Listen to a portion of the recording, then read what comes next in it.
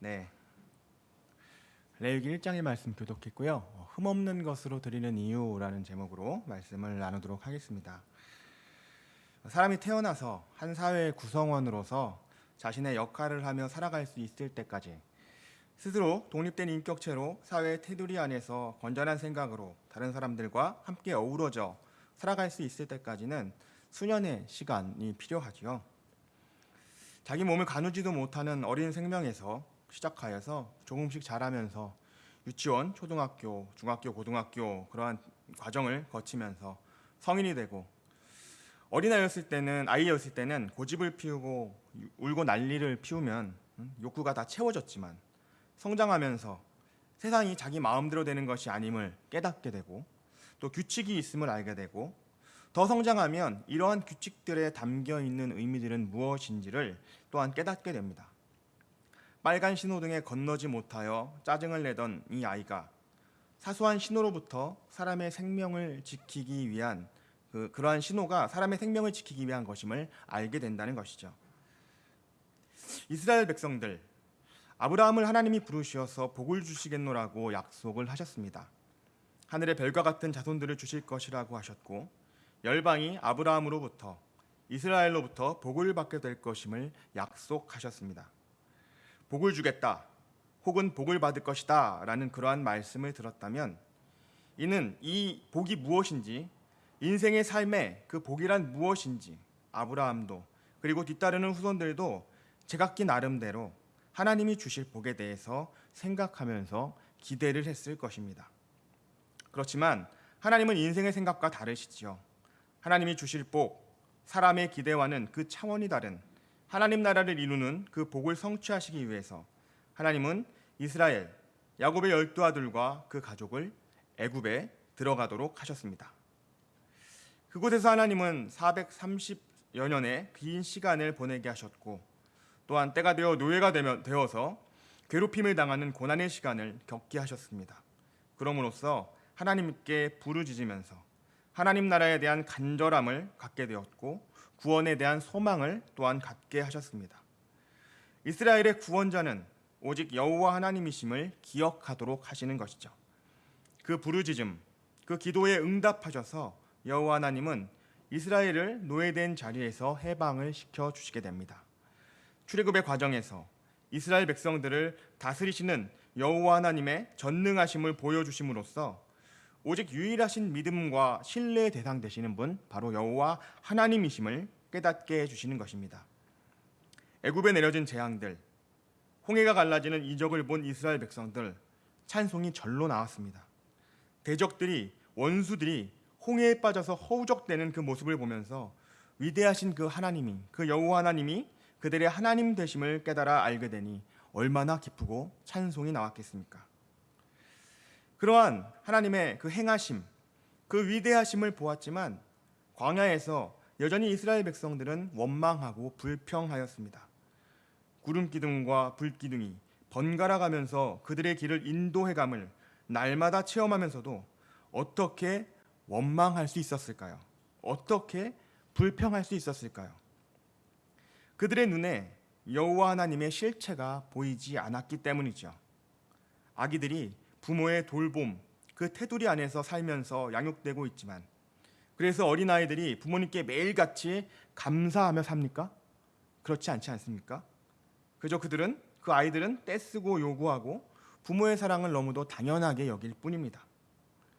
이스라엘 백성들의 눈에 보이는 분은 여호와 하나님이 아니고 모세였고 아론이었기 때문에 이스라엘 백성들은 어린아이들과 같은 태도를 보였던 것은 아닌가 생각이 됩니다.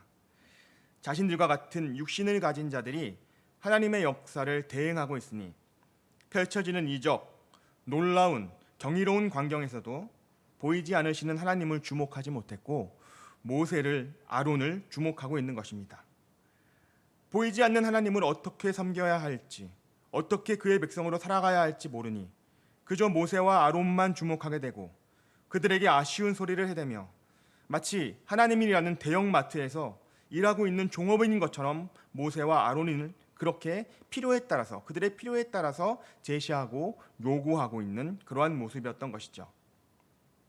그러하니 이제 여호와 하나님은 아브라함의 언약으로부터 시작된 이스라엘 민족, 택하신 이들을 이제 온전한 하나님 나라의 백성으로 세워나가야 할 훈련의 과정이 필요하다는 것입니다. 어떻게 하나님의 음성을 들으며 뜻하신 바를 알아서 순종하며 하나님의 통치하심 속에 살아갈 수 있는지를 이제 가르쳐 주어야 한다는 것입니다. 그저 먹고 마시며 편안한 삶을 사는 것에 그치는 것이 아니라 하나님이 택하신 민족, 이 나라가 이 땅에서 어떻게 하나님을 예배하고 섬기며 살아가는지를 하나님의 살아계심을 증명하고 증거해야 할 사명을 깨달을 수 있도록 인도해 주셔야 한다는 것이죠. 이러한 배경 속에서 레위기는 이스라엘 백성에게 여호와 하나님이 원하시는 거룩과 정결함에 대해서 말씀합니다. 항상 함께 하시는 하나님을 기억하도록 삶의 기본이 되는 제사법을 주시고 끊임없이 하나님께 나아가고 돌이키며 자신을 부정하고 오직 하나님의 뜻 안에서 거룩해질 수 있음을 가르쳐 주시는 것입니다. 여호와 하나님은 모세에게 말씀하셔 이 거룩한 제사법에 대해서 알려줍니다. 누구든지 여호와께 예물을 드리려거든 가축 중에서 소나 양으로 예물을 드릴지니라. 소나 양뿐만 아니라 염소를 드리기도 했습니다. 또 14절에 보면 산비둘기, 집비둘기를 예물로 드리기도 합니다. 그러나 무엇보다도 가장 먼저 소나 양을 예물의 대표격으로 말씀하시는 이유는 무엇이겠습니까? 아마도 사람들에게, 이스라엘 백성들에게 가장 귀한 가축은 소와 양이기 때문이겠지요. 하나님께 드릴 예물을 그저 손에 잡히는 대로 내가 가진 것들 중에서 쓰고 남거나 손에 잡히는 그 아무 것이나 드리는 게 아니라는 것입니다. 하나님께 드릴 예물은 네가 귀중히 여기는 것, 내 마음이 닿아 있는 것을 드려야 한다는 것이죠. 왜냐하면 이스라엘의 하나님 여호와는 세상 그 어떤 것, 그 무엇보다 존귀히 여김을 받으셔야 하며 그렇게 경외해야 할 대상이 되시기 때문입니다. 3절과 10절은 또 무엇이라고 합니까? 소이거나 혹은 양인 것만으로도 충분하지 않다라고 말씀합니다. 흠없는 수컷이어야 한다라고 말씀하죠. 암컷은 안 되고 왜 수컷만 말씀하셨을까요? 성경에서 이것에 대해서 정확하게 이유를 설명하고 있지는 않은 것 같습니다. 제가 찾아봤는데요. 제 눈에는 안 띄더라고요. 다만 생각해 볼 때 목축을 하면서 번성하려면 암컷이 더 수가 많아야 하지 않겠습니까? 어린 새끼들을 많이 출산하려면 암컷의 수가 많아야 하니 하나님은 예물로 바칠 것을 기본적으로는 수컷이라고 먼저 말씀하시지 않았을까 하는 그러한 생각을 해볼 수 있겠습니다. 그렇다고 암컷은 제물로 바치는 것이 아예 불가했던 것은 아닌 것으로 보입니다. 속죄제를 설명하는 4장에서는 제사장이나 족장과 같은 리더가 드리는 그들의 죄로 인해서 드리는 속죄제가 아니라 일반의 평민 한 사람이 죄를 짓고 속죄제를 드릴 때에는 흠없는 암컷을 드리라라는 내용이 32절에서 4장 32절에서 보이기도 합니다. 아마도 암컷의 수가 수컷보다 많기 때문에 그 가치에 있어서는 암컷의 값어치가 수컷보다 낮았겠죠. 그러하다 보니 평민의 속죄제에 있어서 제물은 암컷으로 드려도 된다라고 말씀하신 것은 아닐까라고 생각을 해봤습니다. 정확한 것은 알 수가 없습니다. 그러나 이를 통해서 이렇게 생각해 볼 때 여호와 하나님은 이스라엘 백성들의 삶의 자리와 무관하신 분이 아니시고 멀리 있지 않으시고 가까이에서 그들의 마음을 다해 하나님을 섬길 수 있도록 그 형편을 보고 돌보시는 분이시다라는 생각을 다시 또 해보게 됩니다. 소를 드리든지 양을 드리든지 아니면 염소를 드리든지 흠없는 것을 드리는 것이 가장 중요합니다. 여호와 하나님께 드리는 그 예물은 정성을 다해서 관리해야 되겠죠. 그래서 흠없는 것, 상처가 있거나 다리가 혹시 부러진 것이 아니어야 한다는 것입니다. 누군가에게 거래를 할 때 가장 비싼 값을 받을 수 있을 만큼 흠없는 것으로 여호와 하나님께 드려야 한다는 것이죠. 왜일까요? 여호와 하나님은 흠없는 소나 양을 받으시면 흠 있는 것들에 비해서 훨씬 기분이 좋아지시기 때문일까요? 아니면 다리를 절거나 상처가 있는 소나 양을 보면 하나님의 기분이 나빠지시기 때문일까요? 그렇지 않습니다. 흠없는 것으로 드리라는 것은 흠없는 재물이 중요한 것이 아니라 그것을 준비하여 드리는 자의 그 마음을 하나님께서 보신다라는 것이죠. 이스라엘 백성들의 마음을 감찰하시기에 흠없는 것으로 드리라는 것입니다. 흠없는 것으로 드리기 위해서는 어떻게 해야 하겠습니까? 먼저 예물로 드려야 할 소나 양, 최상의 것으로 구별해 놓아야겠죠. 구별해 놓은 것이 혹시 질병에 걸리거나 상처가 나거나 하지 않도록 다른 어떤 것들보다 신경 써서 또한 관리를 해야 할 것입니다. 여호와 하나님께 바칠 것이라며 구별하며 그들의 마음도, 이 드리는 자들의 마음도 이 과정 속에서 어떻게 되겠습니까? 하나님 앞에서 구별되어지는 것입니다. 그들은 알고 있습니다. 자신들이 가진 양들, 소들 중에서 어떤 놈이 가장 건강한지, 가장 튼튼한지 그들이 스스로 알고 있다는 것입니다. 그들이 알고 있기에 그들이 드리는 예물이 어떤 것인가를 통해서 하나님은 그 예물을 드리는 자가 아벨과 같이 하나님을 경외하는 자인지 아니면 가인처럼 믿음 없는 제사를 드리는 자인지를 분별하실 수 있다라는 것입니다. 하나님 앞에 소나 양이 흠이 있고 없고 그 자체, 그것도 중요하겠지만 그것이 더 중요한 것이 아니라 제물이 될 그것이 어떠한가를 통해서 드리는 자의 하나님을 향한 마음이 드러난다는 것이죠. 어릴 때 저희 아버지가 월급 봉투를 받아다가, 옛날에는 월급을 봉투에 줬었지 않습니까? 월급 봉투를 가져다가 어머니께 드리면 어머니는 아버지를 매서운 눈으로 쳐다봅니다. 혹시라도 아버지가 슬쩍 봉투에서 얼마를 빼지는 않았는지 그것을 확인하시는 것이죠. 그것을 확인하신 후 금액이 이상이 없음을 알게 되시면 가장 먼저 하신 일은 미리 준비해둔 11조 봉투에 헌금을 담아두시는 것입니다. 헌금 봉투가 채워지고 준비되면 성경책에 잘 끼워두시는 거죠. 그때 어머니의 표정은 참 행복한 미소를 지으셨던 것으로 기억을 합니다. 하나님은 무엇을 기뻐하셨을까요? 정확한 11조 금액에 이상이 없음을 기뻐하셨겠습니까? 아니면 하나님께 헌금을 드릴 수 있게 준비됨에 감사하며 미소 지으시는 제 어머니의 그 마음을 기뻐하셨을까요? 그런데 율법에 정통하다고 하는 자들, 바리새인과 서기관들은 이를 오해하였습니다. 그들은 드려질 예물에 흠이 있는지 없는지 그 자체에 훨씬 더 주목하였던 것입니다. 그러하니 그들의 눈에는 질병이 걸린 자들을 흠 있는 자, 부정한 자라고 정죄하였습니다. 절름발이 맹인과 같은 장애가 있는 자들을 부정하다라며 무시하고 멸시하였던 것이죠. 흠 있는 자들이라고 한 것입니다. 요한복음 9장을 보면 예수님이 맹인된 자를 고치시는 그러한 말씀이 있습니다. 제자들이 예수님께 묻습니다.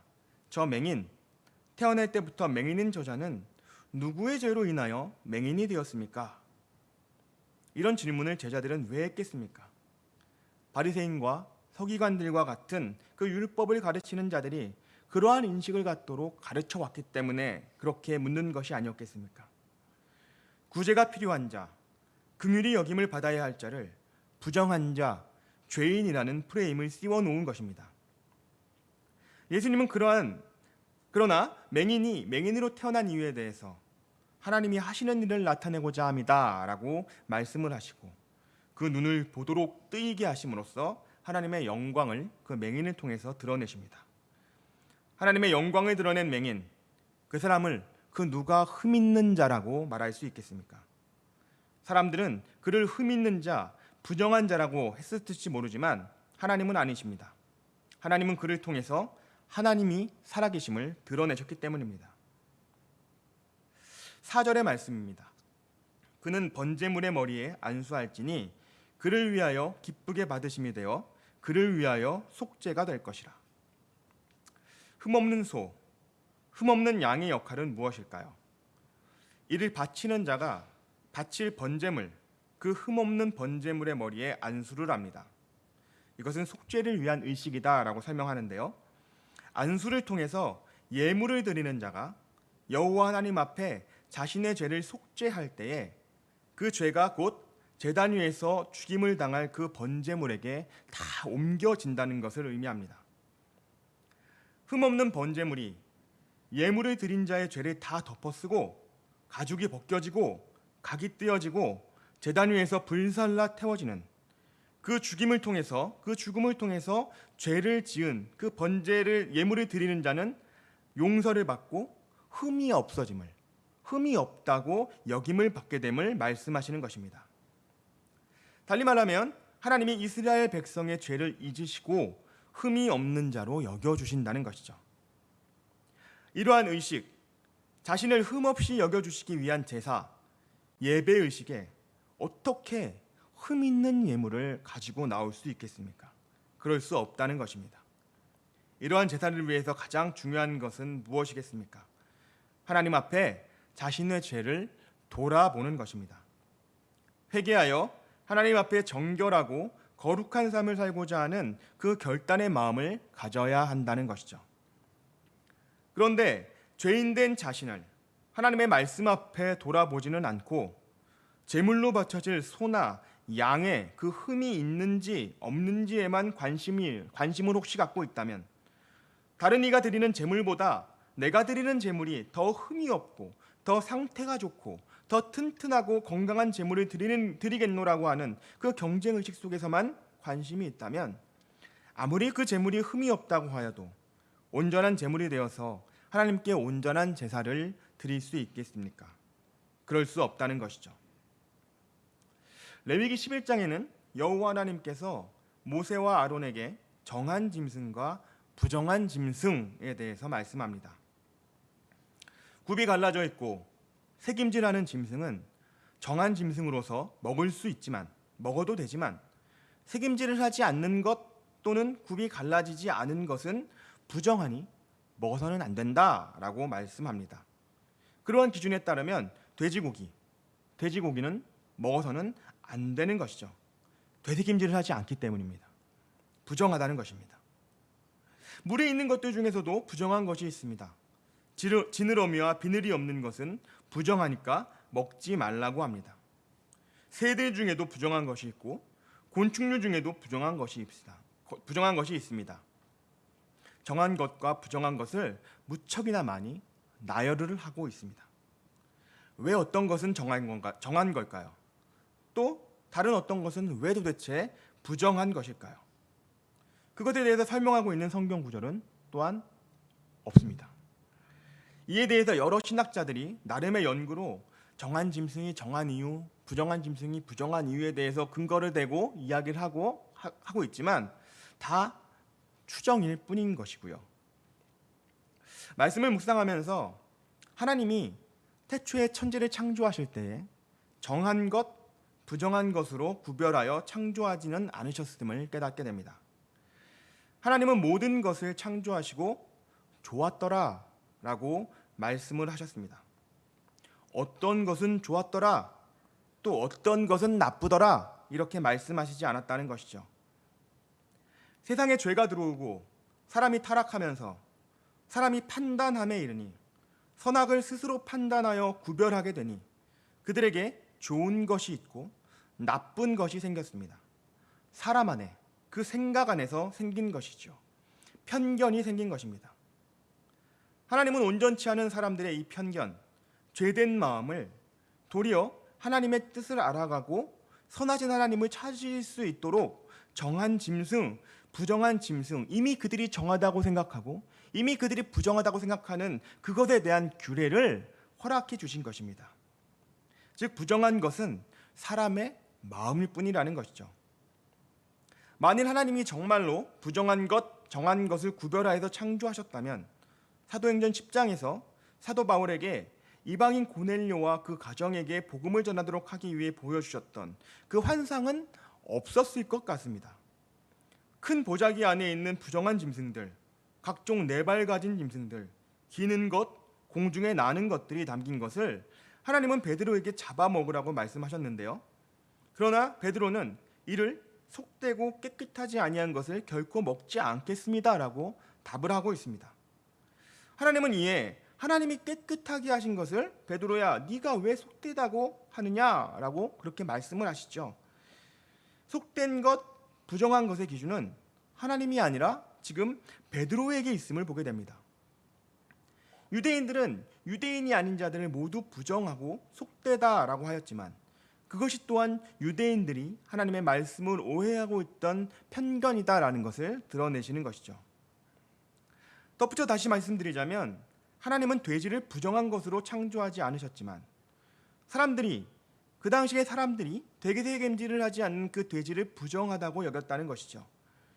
그렇게 부정하다고 여기면서도 그들이 돼지고기를 먹었다면 하나님 앞에 스스로를 부정하게 하는 것입니다.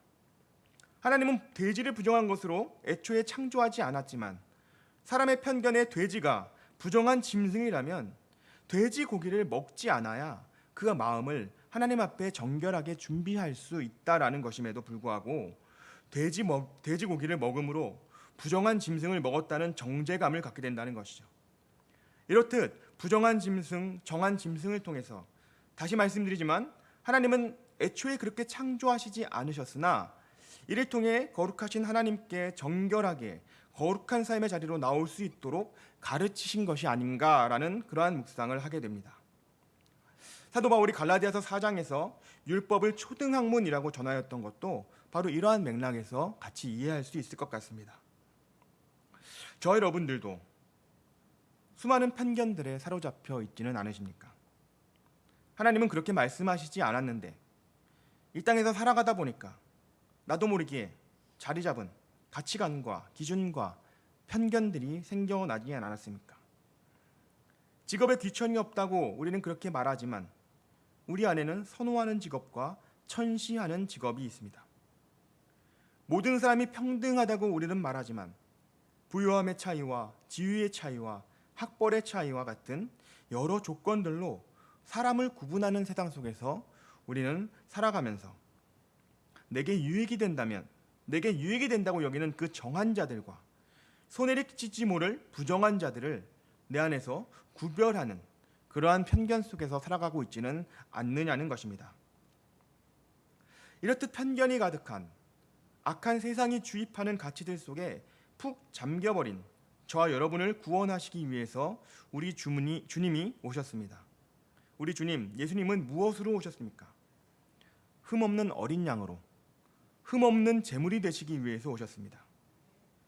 죄 가운데서 헤어나오지 못하는 우리들, 편견으로 가득 차서 사랑하지 못하는 우리들을 구원하시기 위해서, 죄된 우리를 구원하시기 위해서 흠없으신 주님께서 우리의 모든 죄를 덮어 쓰시고 제물이 되셔서 온몸이 채찍질로 마치 각을 뜬 소와 같이 갈라지시고 떨어져 나가셨으며 물과 피를 다 쏟으시고 십자가에 못 박혀 죽으셨습니다. 13절 말씀입니다.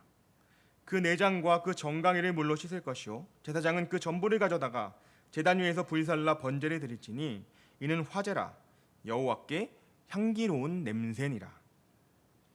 흠없는 소, 흠없는 양의 온전한 희생, 온전한 헌신이 여호와 하나님이 받으시는 향기로운 냄새라고 말씀합니다. 주님의 십자가, 그 헌신과 섬김을 하나님께서 기쁘게 받으셨다라는 말씀으로 깨닫습니다. 주님을 닮는다는 것, 주님을 본받는다는 것은 허물 많은 사람들을 위해서 흠없는 제물이 되어주는 것임을 묵상하게 됩니다. 로마서 12장 1절의 말씀, 너희 몸을 하나님이 기뻐하시는 거룩한 산 제물로 드리라 하신 그 말씀처럼 흠이 많은 우리의 이웃, 동료, 가족 등 모든 관계하는 그 사람들에게서 그 흠을 찾아내서 편견을 갖고 정죄하고 비난하고 돌아서고 피할 것이 아니라 도리어 섬기라는 것입니다. 주님이 이 땅 가운데 행하신 것과 같이 인내하고 사랑하기를 수고하면서 섬기는 삶, 바로 흠없는 양이 되신 주님을 본받는 삶이라는 것입니다. 세상은 온통 인간들이 만들어 놓은 부정한 것들로 가득 찼습니다. 그래서 때로는 소망이 없어 보입니다. 모두가 부정한 짓을 행하며 부정한 것을 누리며 살기를 경주하고 있는 것 같습니다. 그러나 그러한 세상을 창조하신 분, 만물을 창조하신 분은 하나님이십니다. 보기에 주었던 그 세상을, 우리가 그 아름다웠던 세상을 부정한 것들로 채워버린 것입니다. 다시금 이 시간 창조하신 세상을 보면서 좋았더라고 말씀하신 하나님을 기억하며 흠없는 제물이 될 것을 결단하고 하나님 나라를 회복하는 놀라운 일들에 쓰임 받기를 결단하는 저와 여러분 되시기를 간절히 소망하며 기도합니다. 기도하겠습니다. 사랑해 주님 감사합니다. 주께서 우리를 구원하시기 위해서 흠없는 어린 양이 되셔서 하늘의 보좌를 버리시고 이 땅 가운데 내려오셔서 우리의 인생을 사시며 말할 수 없는 고초를 당하시고 결국엔 십자가에서 그 생명을 내어주셨습니다. 주님, 악한 세상 속에서 구별되어 구원하는 방법은 이토록 이처럼 헌신과 수고와 인내로 흠 있는 자들을 향해서 주의 말씀 가운데 흠없는 제물이 되어가는 것임을 주님께서 가르쳐 주셨는데, 주님, 우리는 이 흠 많은 세상 속에서 여전히 부정하게 살기를 기뻐하고 여전히 부정한 사람들과 어울리며 땅의 유익을 누리기를 소망하고 있지는 않습니까? 연약하고 완악한 우리의 죄를 용서하여 주시고 주님을 본받는다는 의미가 무엇인지, 주님을 따라가는 그 순종의 삶이 무엇인지를 이 시간 다시금 돌이켜 다시금 묵상하며 우리의 삶을 돌이켜 회개하는 귀한 시간 될 수 있도록 축복하여 주시옵소서. 감사드리며 거룩하신 예수님의 이름으로 기도드립니다. 아멘.